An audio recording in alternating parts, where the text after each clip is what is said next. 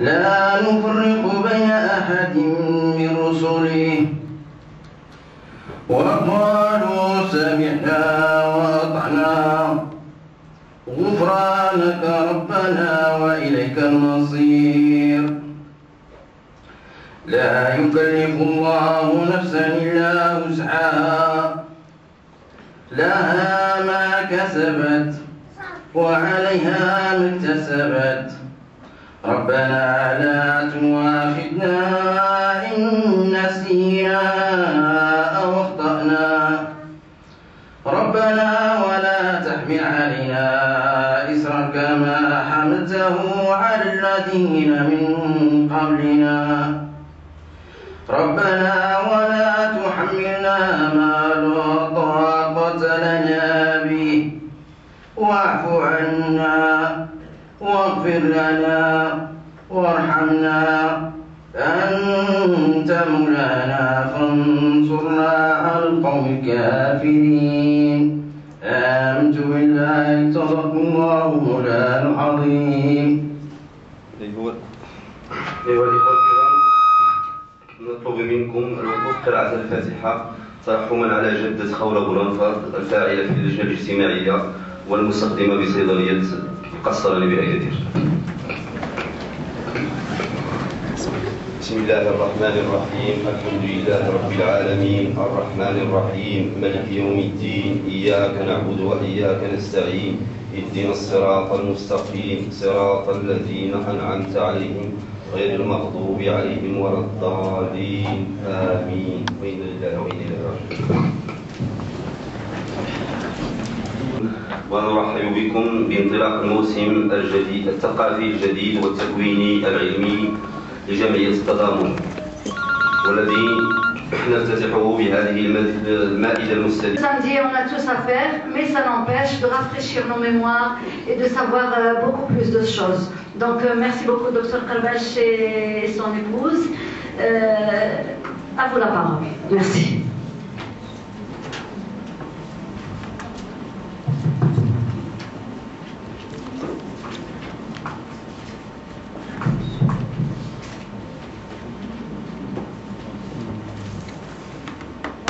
D'abord, je remercie la présence, je vous remercie.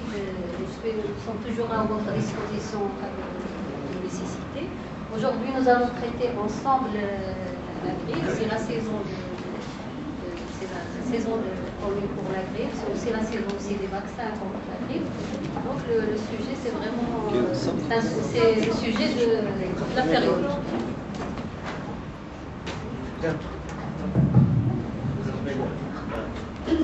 Bon, nous allons traiter la grippe saisonnière 2010-2011.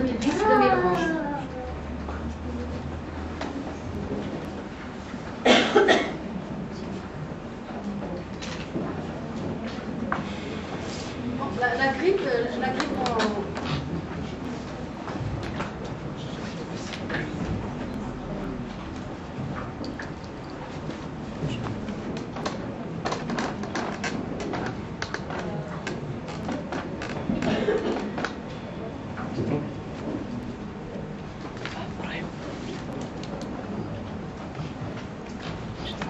en chiffres, la grippe chaque année touche 600 millions de personnes dans le monde, dont 3 à 5 millions de cas graves. Donc ce sont des cas qui nécessitent soit des consultations avec traitement, soit même qui aboutissent à des complications et qui nécessitent des admissions et des hospitalisations, et des admissions aux urgences, voire un séjour plus ou moins long aux hôpitaux. Donc parmi ce chiffre, 250 000 à 500 000 décès par an. Donc 600 millions de cas touchés, 3 à 5 millions de cas graves et 250 000 à 500 000 décès par an dans le monde. La grippe est une infection très contagieuse des voies respiratoires. C'est-à-dire que le virus il séjourne au niveau des voies respiratoires, le nez, la gorge, les poumons. Et cette infection virale est causée par le virus de la grippe. C'est un myxovirus. C'est à transmission respiratoire. Comment attrape-t-on la grippe? deux voies de contamination pour le virus grippal.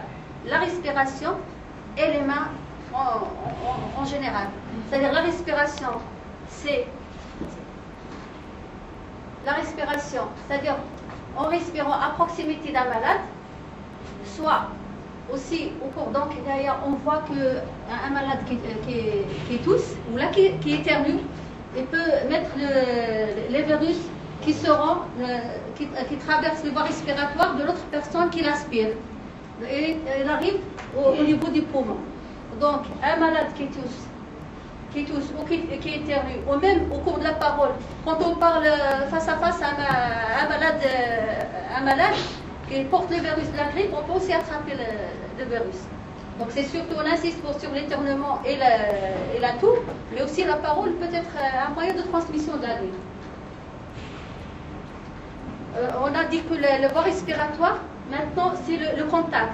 Le contact en se serrant la main d'un malade qui est grippé, soit en portant la main au visage après avoir touché des objets ou des surfaces contaminées, telles que le poignet des portes, les linges des toilettes, les jouets, toutes les surfaces qui sont contaminées, peut être un moyen de transmission du virus. Quels sont les symptômes de la grippe? La grippe, c'est que le premier signe qui caractérise la grippe, c'est l'apparition brutale d'une fièvre qui peut atteindre jusqu'à 40 degrés, avec des frissons, des signes respiratoires, un type d'éternuement, de toux sèche, du nez qui coule, l'armoiement des yeux, le mal de gorge, mais aussi on peut avoir des céphalées de maux de tête qui sont très violents, des courbatures, c'est-à-dire des douleurs généralisées, un malaise général, une fatigue intense et une perte d'appétit. La période de contagiosité de la grippe, on voit sur la courbe qu'il y a la période d'incubation, c'est là où le malade a reçu le virus, mais les symptômes ne sont pas encore apparus. Il varie de 1 à 4 jours, c'est ici. Et après c'est la période de contagiosité. Vous constatez, vous remarquez que la contagiosité commence même avant, déjà au cours de la période d'incubation, un jour, au cours du dernier jour d'incubation, on peut déjà être contagieux. C'est-à-dire avant l'apparition des signes chez le malade, il est déjà contagieux. Et puis la température, elle dure une semaine. Et puis en général, après une semaine, c'est la phase de convalescence. La personne qui a attrapé donc la grippe peut être soit on a dit contagieuse 24 heures avant le début des symptômes jusqu'à 7 jours après le début de la maladie. Et jusqu'à la contagiosité, elle est beaucoup plus durable quand il s'agit d'un enfant, elle dure jusqu'à 3 semaines. Les facteurs facilitant la transmission de la grippe.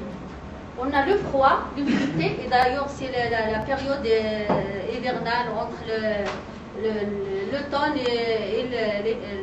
et l'hiver qui est la période de la grippe.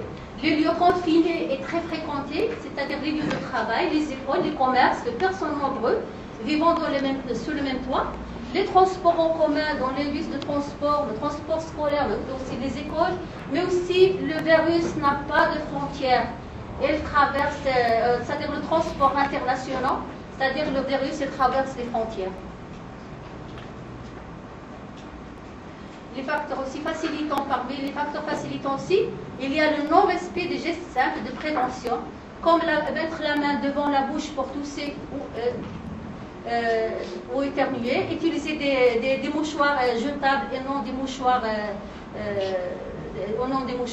se laver souvent les mains après avoir toussé ou éternué, limiter le contact avec les personnes grippées, aérer les pièces dans lesquelles séjournait un malade.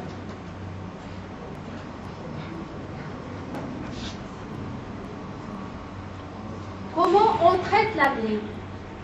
La grippe n'a pas vraiment de traitement spécial. La grippe, il se traite par les boissons abondantes, par le repos au lit, par le traitement des symptômes gênants, c'est-à-dire les médicaments contre la fièvre, contre les maux de tête, les médicaments contre les courbatures, contre la toux, mais pas d'antibiotiques. Les antibiotiques n'ont aucun effet sur la grippe. Ils ne baissent pas la fièvre, ne permettent pas de guérir plus vite et ne préviennent pas la contagion. Les antibiotiques sont réservés aux surinfections bactériennes.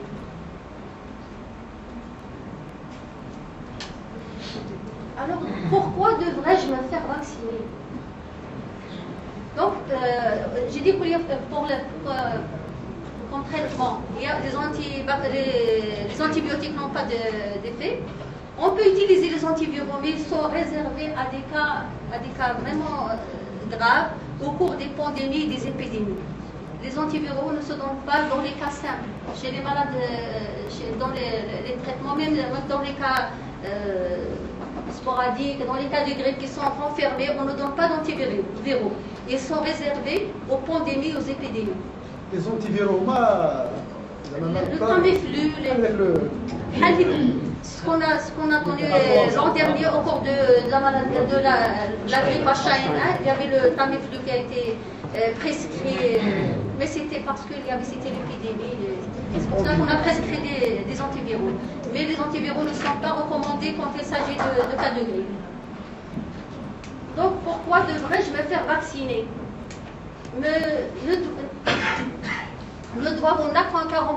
Les antiviraux ne doivent en aucun cas remplacer la vaccination antigrippale. Ils sont réservés aux épidémies, aux institutions et surtout aux pandémies avec un virus non inclus dans le vaccin. Ils sont prescrits, ils doivent être pris dans les 2 premiers jours, 36 à 48 heures, après le début du premier symptôme. Pour être efficace, ils doivent être prescrits dans les 2 premiers jours pour être efficaces. Elles réduisent la durée des symptômes de 1 à 1,5 jours. Ils ont aussi des effets secondaires graves. Il y a le risque de résistance. Et aussi le prix il est très élevé. Le Tamiflu il fait plus de 300 dirhams d'abord. C'est pour ça que je vous traite. La grippe n'est pas qu'un simple rhume. Donc, en hiver, d'autres virus totalement différents du virus de la grippe circulent et peuvent provoquer des symptômes similaires à ceux de la grippe, ce qu'on appelle les syndromes pseudo-grippaux.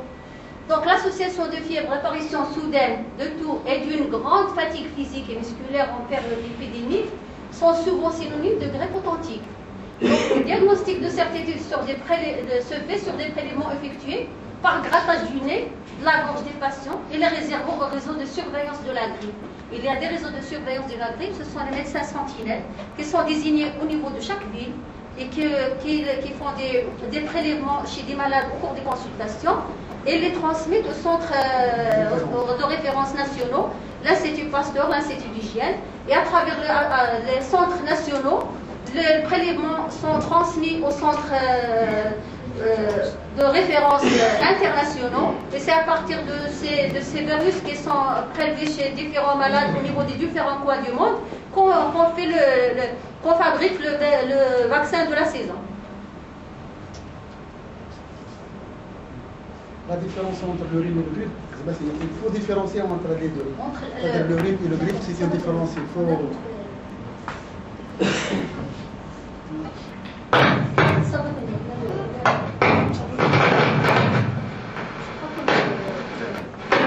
Donc ici, c'est pour vous faire un petit peu la différence entre le rhume et la grippe, c'est-à-dire l'influenza. Comme vous le constatez, on a les différents symptômes qui sont la fièvre, les maux de tête, les douleurs généralisées, la fatigue et la faiblesse, la fatigue extrême, l'écoulement nasal, les éternuements, les maux de gorge, et aussi les problèmes respiratoires, pulmonaires, la toux, plus des complications. Vous constatez que la fièvre, tous les signes sont plus fréquents et plus graves quand il s'agit d'influenza. Ce qu'on constate, c'est au niveau du rhume, il y a l'écoulement nasal qui est courant, les éternuements et les maux de gorge. Ce sont les 3 signes qui sont vraiment caractéristiques un petit peu du rhume. Le reste, quand il s'agit d'une fièvre aiguë, d'apparition brutale, avec un malaise général, en association avec des maux de gorge, avec des éternuements, avec des céphalites, il y a beaucoup plus tendance à la grippe qu'au rhume. Et dans ces cas, s'il n'y a pas d'épidémie connue, s'il n'y a pas de pandémie, c'est à ce moment qu'on fait les prélèvements de gorge ou de grattage du nez pour confirmer les diagnostics. Pardon, je ne sais pas qu'est-ce qu'il parle de rhume, بالعربية سيقولوا بالعربية. الرواح.